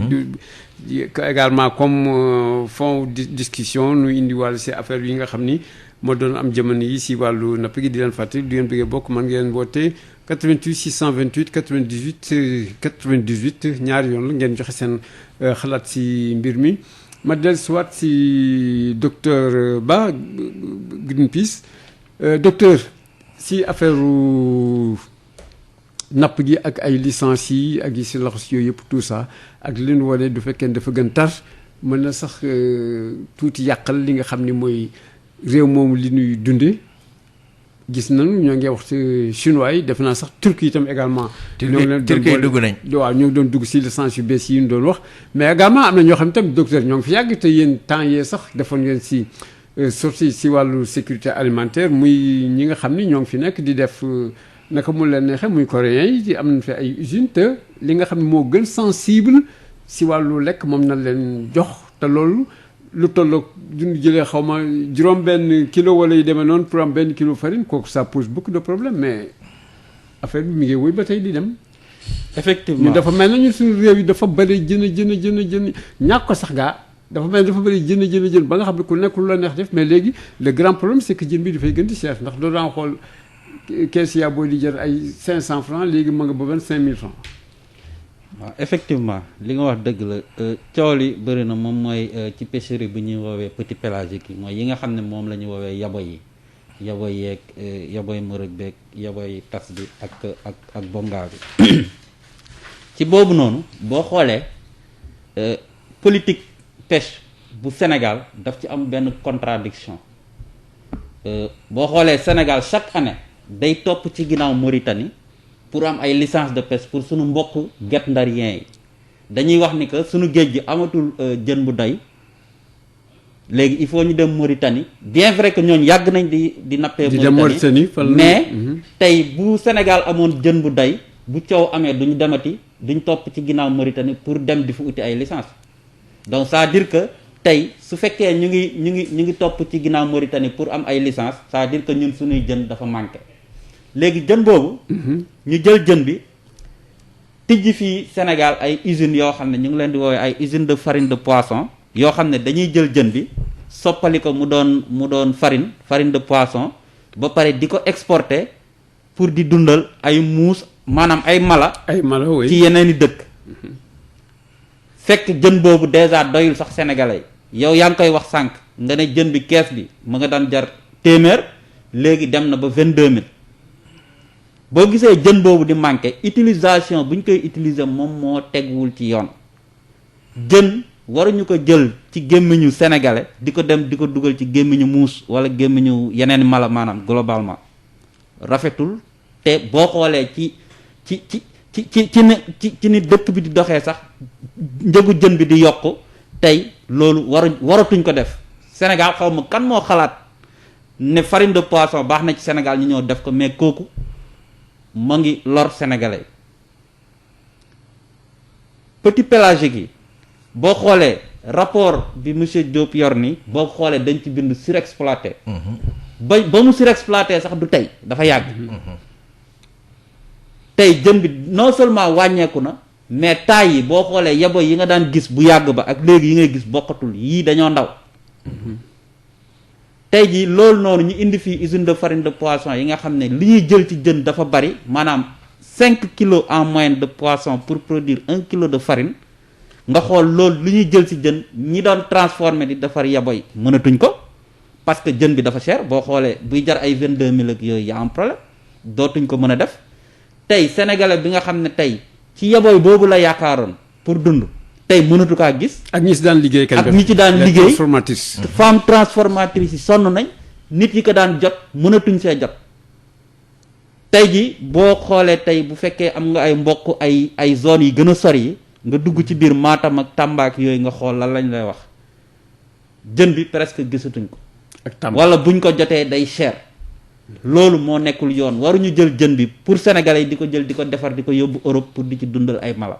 loolu dañoo jàpp ne du yoon beneen affaire mooy stock boobu noonu muy stock petit pélagique yooyu noonu dafa nekk stock partagé entre plusieurs états Mauritanie Sénégal Gambie ak un peu la Guinée stock ci cas de figure yooyu noonu instrument international dañ leen di wax ni wala recherche daf leen di wax ni dañu war a def gestion coopérative entre les états parce que soo xam ne dañ ko war a bokk waxtaanee ko di ko liggéeyandoo mënuñu Mauritanie di exploiter boppam Sénégal di exploiter boppam Gambie di exploiter boppam Guinée di exploiter boppam bu yàggee day jeex dootul am dara te loolu am na dëkk yu mu xew ba pare donc ñun war nañu toog mooy sunu autorités yi muy Sénégal muy Guinée muy Gambie Sénégal Gambie ak Mauritanie ñu toog waxtaanee loolu xool nan lañ koy defee ba nga xam ne du ñu lor seeni population ëllëg ak si biir ñu def ko mu nekk gestion boo xam ne day durable. beneen affaire mooy ci biir licence yi gis ngeen si ñaari bateau turc yooyu ngay gis. parce que ñoom ñu ngi doon wut licence de pêche pélagique. mais actuellement do am na yenn ay bateau chinois yoo xam ne ñoo koy def non enfin pas bateau chinois mais yi baat pavillon sénégalais ba pare di ko yóbbu Côte d'Ivoire di ko jaay. ni ñuy batt pavillon sénégalais sax dafa xaw a dafa gën a lëndëm dafa lëndëm moo wax la ni boo gisee ñuy wax parce que ñun duñu wax lu ñu leerul dama lay jox benn exemple vers le mois de mai 2019 dama toog kenn ñëw sama bureau. kenn lan c'est-à-dire. benn nit ñëw sama bureau. ku ma xam ne ma dama bëggoon ubbi benn société. ak ay chinois buñ ko ubbee ñu nekk majoritaire ñu am 50 man maa koy apporter ñu am 51% nga am 5 ñoom ñu am 49%. ñu créer société bi capital bi sax ñoo lay jox nga ubbi pour société bi nekk sénégalaise ñu ut ay licence pêche fi may leen may licence yi ngeen ut licence CGL ñu ne ma du sa affaire. yow nu ñuy amee licence yow sa yoon nekku si donc loolu moo am. mooy licence lan mooy licence de pêche. waaw léegi.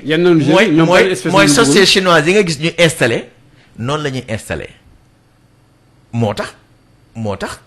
pré-nationalité. pré-nationalité.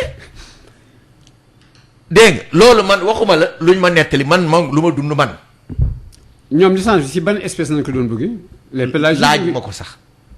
je t'assure parce que j'étais sidéré parce que bu toogee ba may wax loolu man du ma aw ma sax lu ma koy wax. waaw mais affaire boobu du fi léegi li nga bëgg wax nii laa. du fi léegi ça ne ma personne. plus personne ndax yàgg na nga affaire boobu laa. non bees na si pêche bi de. bees man ma defoon kooku jël. bëri na si pêche non kooku yàgg na fi trop. donc bëri ni mu mel si pêche bi ni mu mel si pêche bi léegi. mel mësu ko mel. waaw gën na bëri moom. mësu ko mel dégg nga te li ma lay wax léegi boo xoolee yabooy bi mbërëg bi c'est surexploité lañ wax surexploité yabooy tas bi surexploité moom lañ joxe mais kooku nan lañ ko mën a jaayee moo tax li pêche artisanale dee nañ fa transformatrice yi dee nañ te pêche artisanale dañ ko war a may doole pêche artisanale mooy dundal usine yi xam nga ñun pêche industrielle lan la ñuy am sur 500 000 tonnes ñun 40 000 tonnes lañ siy pêché ñun 9% la ñuy représenté si pêche annuelle bi la pêche artisanale bi ñuy coow GPS pêche industrielle 9% la am si capture annuelle. capture annuelle concernant ay. lépp li pêche artisanale di def. waaw.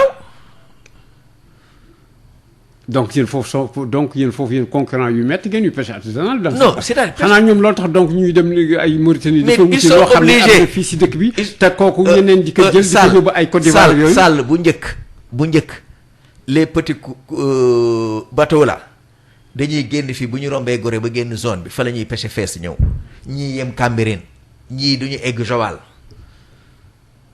fees ñëw mais géej amatul jën niñ koy def nii. bu yàggee du sot déjà ñun rek mais combien d'armements sont fermés. waaw mais géej dafa amatul jën wala pression bi moom métti. non si dañ ko gestion géej gi également ñi nga xam ne dañ leen bàyyi ñu dugg dafa métti même au niveau national également. non parce que même loo jëlee pêche artisanale nen li nga xam ne moom nañu am tey jii si wàllu gaal ak ñi siy dugg par rapport ak la ressource pression bi dafa forte trop. waaw du point de vue technique def naa mais loolu kan. moo am rôlu teg loolu yëpp si yoon mooy sañu tutelle le ministère ak ñun acteur il faut ñu toog waxtaan si ba pare li ko jiitu mooy respecter les recommandations. nga bay ma tuuti def naa am na ko nekk si ligne bi nu seet ko ba xam salaamaaleykum mbokk mi allo. allo waaw salaamaaleykum. sëñ bi na nga tudd ak fooy woote maaleykum salaam. maa ngi woote fii Kaolack. Kaolack na nga tudd. maa ngi tudd Pape Diaw. Pape Diaw ñoo ngi lay déglu. waaw dama bëggoon dugg ci émission bi am ñaari laaj yu ma laaj rek. aywa nga baal ñu yëkkati kàddu gu tuuti. waa dama bëggoon te du en direct la mooy Sud FM ah. waaw en direct la yaa ngi Sud FM. waaw d'accord dama bëggoon a laaj Gaye Pêche ñoom li nga xam ne loolu la ñuy napp ñaata pourcentage la ñuy bàyyi Sénégal pour sénégalais yi mën koo dundee. pourcentage bu demee nan. si wàllu jën. waaw damay déglu Sud FM en direct moo taxoon may woote ci émission bi. waaw dañu bëgg leeral li nga bëgg laajte mooy ñoom lu ñuy laajte si. li ñuy napp ci jën. ñaata la ñuy bàyyi ci Sénégal pour Sénégal war koo dundee. waaw leer na. parce que réewum Sénégal boo fi nappee jën ba pare jël lépp am ko yóbbu ko Europe ñu lekk ko bàyyi sénégalais yi benn boobu mooy laaj. waaw. beneen bi ci topp mooy ñoom maanaam li nga xam ne mooy pêche artisanale boobu tey normalement pêche artisanale moom moo waroon a jàkkaarloo ak Gaye Pêche di.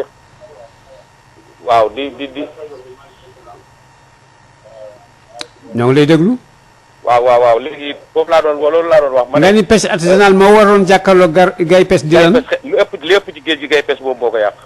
moom moo ko yàq. waaw. naka la ko yàqee. ñoom liñ ko yàqee bari na.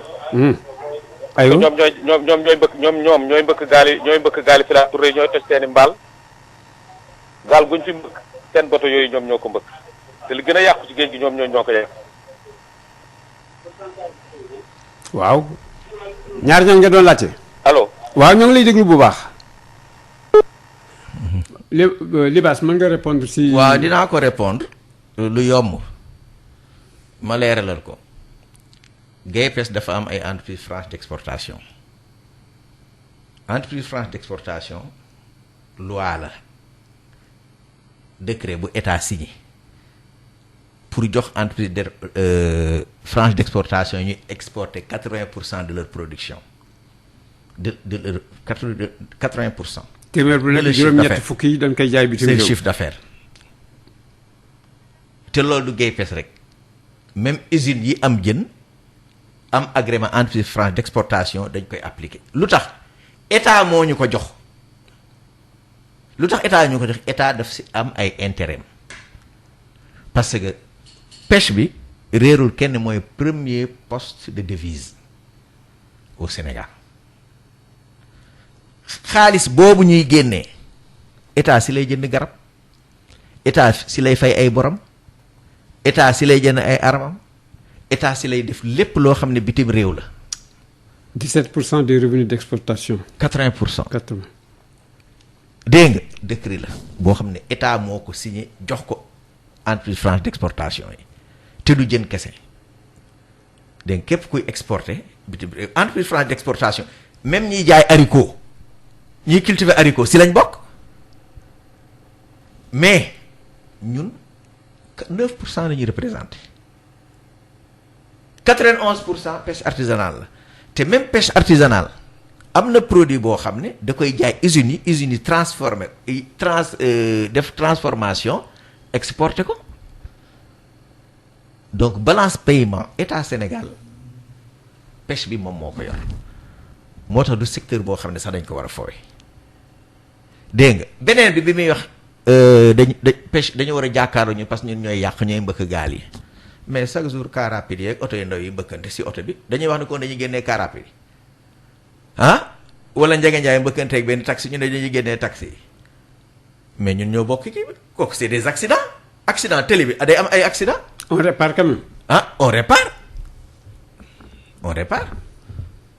ku tooñul doo réparer boo tooñee nag da ngay réparer. yéen a bokk même zone nappukaay. dañuy bokk ay zone mais léegi gaal yi dañu am ay gaal yu mag dañu am ay gaal yu mag fu ne di def ay marée ay jour biir géej. yooyu mooy gaal bu tuuti. waaw quand même xanaa yooyu duñ def accident fu ñuy circuler fu nit ñi di dawee sax ñaari nit mën nañ bëkkante waaw wala déet fu nit ñi di dawee léegi di sport ñaari nit mën nañ bëkkante mais lii intérêt boo xam ne ñun ñëpp a ko bokk acteur. mais dañuy ànd xeex ko déclaration yi def communiqué yi ñu def ñu nag pêche artisanale ñoo koy def embarqué wuñu leen si dara de pêche artisanale bu ñu leen xeeb ils sont très bien organisés ñu xam li ñu bëgg lañ te seen métier la di leen wax yenn sax yàpp leen la. donc yéen actuellement seen xeex bi ngeen xeex pêche artisanale. ah si après mi ngi si GIE mi ngi si SYNAPS mi ngi si organisation professionnelle pêche artisanale yëpp ñu ngi ànd ak ñun. mais pêche artisanale ñoom très souvent ñoo ngi nekk ay conflits avec kii là état bi ak seen ay pratiques des trucs comme ça mais on n'entend pas gay pêche wax ni bon dañ leen di jàppale wala yu demee noonu. ah non taxawal nag. ah damay laajte du ma ko dégg li ma gis laay wax. ma ne. côté boobu nag ñu sa xalaat. gay pêche fépp fu mu war a taxaw si. pêche année yii moom pêche artisanale ni ñu xeexee dafa sax ëpp. sans compter ay rey yi ñuy rey ak tout ça et cetera mais ngeen lever de façon officielle seen voix gay pêche et cetera dénoncer. ah non gay pêche li mu war a dénoncer da koy dénoncer. ah bon enfin dégguñu de. gay pêche lu mu war a dénoncer rek dina ko dénoncer. c'est que nag ministère yi léegi ministère bu fi jaal gay pêche ngay ciblé parce que gay pêche mooy taxaw ne lii mooy yoon gay pêche mënul imposer dara ministre mënuñu ko mais mën nañ ko nag ne lii mooy dëgg et puis on n'est pas des ennemis on est des partenaires te li ñuy def nii dañuy mujj a toog ci table bi waxtaane ko pour l'intérêt de la pêche bu dee intérêt pêche bi rek moo tax ministère jóg dañu war a toog wax li ñuy wax l'autre jour gay pêche suñu président daf ko ñaanal mu def mission bu formidable ñaanal ko mu yàgg ci kéem am ci réussite duñu ennemi c'est-à-dire on parle pas du ministre on parle du ministère waxuñu problème nit problème fonctionnement ministère bi la ñu wax voilà. c'est bien clair docteur Libasse. sànq ñoo ngi woon si avec coréen ak li nga xam ni mooy tey ji moo war de dem ba biir Tamba ak utilité bi mu am te nu koy bàyyi ñu di ko jox ay mala ak yu demee noonu yooyu sans compter nag li nga xam ne mooy am également si du fekkee ni dañ ñëw léegi si génn tuuti fii ñëw léegi côté Mauritanie licence yi nga xam ne également moo daan nekk année yi ay jàppante yu metti côté Mauritanie et puis ni daan duggee foofu itam nu leen di fetal ak yu demee noonu yooyu noo ko gisee woon yow. bon nu ma ko gisee mooy état yi comme ni ma la ko waxee loo xam ne dañu kaa bokk ñoom dañ ko war a toog ñu waxtaanee ko ressource boobu dafa nekk ressource boo xam ne day jógee Sénégal ressource partagée day jógee Sénégal yéeg dem ba Mauritanie après mu wàccaat ñëwaat donc day dem ak a ñëw donc ñoom su fekkee dañoo bañ coow am si il faut ñu toog dëkk yooyu ñu toog ñu waxtaan ci nan la ñuy exploiter ressource boobu noonu pour que gestion bi mën a durable ba nga xam ne coow yi am yi yëpp du ci mën a am ñiy reyante ci géej yooyu loolu Sénégal mi nga xam ne moom moo gën a am intérêt ci loolu noonu nga xam ne moom moo ëpp lu muy dem moom la ay pêcheurs am di dem moom moo war a initier waxtaan boobu noonu ñoom ñu toog ñu waxtaanee ko ñu xam ku nekk ñaata la ci am ñu exploiter. waaw mais li ma jaaxal pourtant ñoom ressource boobu bien que dañuy wax kii ressource partagée la loolu moom moo nekk fii gars yi di ko napp di ko yóbbu ay Abidjan ak yu demee noonu yooyu je ne sais pas mën na ñëw napp ko fii si biir Sénégal. loolu laa la wax ci début bi que dañoo am contradiction ci sunu politique de pêche yi maanaam actuellement sardiniers yi bariwuñu sardiniers yi mën a débarquer fii nii bañ koy yóbbu Mauritanie. bañ koy yóbbu Côte d'Ivoire yooyu bariwuñu donc yii di débarquer fii sardinelles yi ñooñu war nañ leen xoolaat parce que yëguñu fu ñu amee seeni licence pêche pélagique pêche petit pélagique yi normalement warul am parce que ressource bi dañ ko surexploité léegi luñ surexploité nan lay amee licence normalement licence yooyu warul exister loolu mooy première question bi loolu mooy li ñu njëkk wax licence yooyu warul exister su exister ça veut dire que kon am na anguille sous roche am na loo xam ne war nañ ko càmbar foofu xoolaat ko jën yooyu moom recherche bi lu mu ci wax dafa leer même nappkat yi wax nañ la luñ ciy gis bareetul wala bañ koy gisatuñ ko noonu boo xoolee prix bi yokku na ci quai bi loolu moo lay wan ni jën bi bareetul. mais temps yi defoon ngeen benn sortie là di wax affaire sécurité alimentaire li ko affaire bi nar yàqee muy les usines yi defar farine du fekkee ni dañu continuer ba tey yéen ngi maintenir logique boobu là et puis kañ ngeen yaakaar ni d'ici combien ban diir du fekkee dafa continuer on risque d'avoir des problèmes sécurité alimentaire. non actuellement nii su continuer mënuma la wax nangami at lay doon wala yooyu waaye foofu la ñu jëm jën bu gën a yomb bi nga xam ne ñëpp dañ ko daan am mu bari te cherul mais femme transformatrice yi di ci liggéey nit ñi di ko lekk fii ba Kidira jën boobu noonu mu ngi wàññeeku ci biir géej gi te ñun sentir nañ ko kees bi gis nga ni kees bi yokku na léegi day dem ba ay 22000 ak 25000 kon nga xam ne problème am na. c'est-à-dire que loolu jaratul ñuy wax ndax am na wala amatul bu prix bi demee ba foofu rek xamal ni kon jën bi wàññeeku na ci biir géej. voilà defe naa bi mooy li Bass Diop defe naa yaay tëj ndax temps bi ñu joxoon sax passé nan ko mais dafa am benn question boo xam ne da nga ko fàtte woon répondre bi la waa ji posé moo doon nee na yéen da ngeen di jël jën bi yëpp yóbbu mu leen laaj ban pourcentage ngeen di wacc fii Sénégal pour nu lekk ñun. non pourtant wax naa ko de. ayu bokk. dama ne la statut entreprise franche bi 80% la ñu wax pour ñu exporter ko 20% yi moo fi nekk. mais ñun moo nekk fan fii moom. waaw ñun par exemple. ñun bu ñu doon jël 20% yooyu exporté wu leen kawaat yeneen. non demul fenn. donc fii lay des mais lu tax kii bi bon cher ay yenn xeetu jën yi. je ne sais pas jën bi moo amatul. jën bi moo géré tout boo duggoon si port bi xam la fa nekk si bato la fa nekk si société yi xamoo nu mu toll. waaw man kay loolu la jaaxal jën bi amatul ba pare société yi di gën di yokku. mais navire yi di gën di ñëw muy gën di joxe licence. non manque politique bu loolu manque politique bu bon la. attends xam nga da ngeen jën bi amatul. waaw ba pare ñuy gën di joxe licence coréen italien ñëpp a ngeen daw si ba pare encore napp gaa ngi gën tar te neex jën bi amatul. looloo la jaaxal looloo ma jaaxal looloo jaaxal keneen. yow yéen war leen jaaxal kat. ah ndax si yéen sa yëngu. non xam nga bu tegu woon si yoon. système délivrance licence bi. oui bu jaaroon procédure bi muy jaar.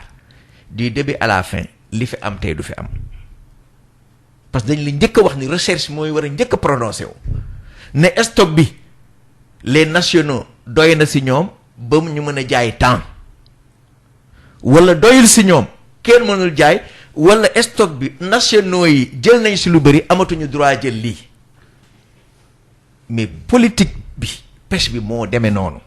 politique pêche bi. moom lañu war a liggéeyaat. loo tax nga xam nga sànq dama ne la il faut mu am. état généraux de la pêche. waaw yooyu yàgg 2006. c'est incontournable c'est incontournable mais yooyu toujours ñu indi fii. c'est incontournable mais ça change rien du tout. waaw mais état généraux moom am na si lépp. 2006 rek defe naa defoon nañu bu mel noonu avec Wade. taxawal ba code mais après lan moo si am après. dara tey jii la. mais nag waaw mais nag duñu lay gouvernant. voilà ñu leen di. de toute façon waxtaan bi moom kenn du ko jeex. waaw très rapidement. may ñu tuuti rek parce que dañu am tiis GPS samedi dañuy ñàkk ku bokk si ñun ku ñu cher du nit ku baax nit ku yiw ku port bi yëpp xam si yiw si mbaax mu bokkoon si ñu ko xam Diallo Mamadou Gobert di ko ñaanal yàlla xare ko àjjana. yàlla na ko yàlla xare àjjana. yàlla na suuf sedd si kawam. te am nañ si yaakaar bu baax. di remercier nag membre GPS yëpp di remercier waale aussi suñu employés yi ñi jàppale ànd ak ñun di ñaan nag état mu xoolaat politique de pêche bi parce que nag nous les acteurs ñun ñooy mener politique am d'absorption de l'emploi ñooy employé politique am ñun ñooy employé dégg nga ñun ñooy indi alal si réew mi kon ñun war nañu jox cër. 80% ngeen di yóbbu bitim réew de wàññi leen ko. non ngeen di yóbbu. non loolu état la. xam nga état bu ñu nee entreprise franche d'exportation 50 ngeen di kii ñu yóbbu 5. mais dinaa la xamal leen. yéen xam population yi. non déedéet 80 ngeen ni ko. non yow calculer bu baax monsieur Sall ñun 9% la lañ représenté te pêche artisanale moom tamit day jaay si bitim réew. parce que dafa am ay charge coof bi Sénégal yi dox koo wax mënuñu lekk coof est-ce que ñëpp dañuy dawal Mercedes ak BM. si dëkk bi waaye kat doo amee dama lay laaj. mani doo amee téeméeri géej war nga barkeel si jën bu baax dama lay laaj. déedéet xam nga coof déjà ñëpp dañuy wax coof benn produit de luxe la bu ñëpp di demandé. mais daawul jar dara. yeneen jën yu gën a neex coof mi ngi fi nit ñaa ngi koy lekk. xoolal dañuy am na ñoo xam ne sax mbir bi ngeen di wax. dañuy wax dafa neex neexaay boo xam ne sax léegi tubaab yi ñu ngi si xëcc yu métti. loo tax si waay daw si ma ne am na ñaaw neex. yarul dara dàq ko. ma ni waaye leen seen cof ngeen jaay bitim réew nit ñi lekk si fii. loolu la leen wax déggoo ne ma ne man mun. jàppale leen Sénégalais yi tuuti aw ma une tonne coof annuellement. waaye jàppale man sa bopp damay jënd coof.